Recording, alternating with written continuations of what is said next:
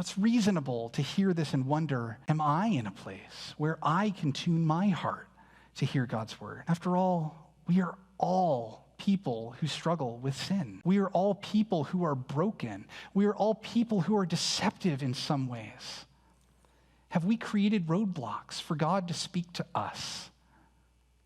Well, I think the good news of the gospel is that God has spoken a word not just to prophets, not just to priests, but to all humanity. A word that we all can hear. And this word is the same word spoken at creation, the same word with the law, which the law and the prophets and the priests, and even the temple furnishings and practices all testified to.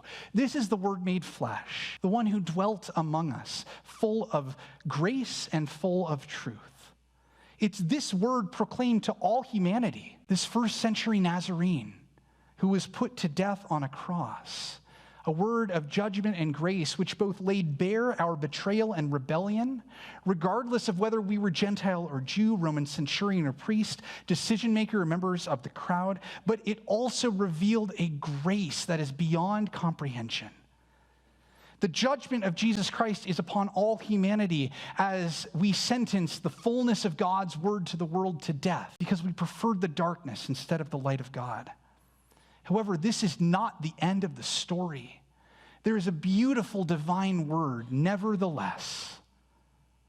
We've rebelled against God. Nevertheless, God sought us out.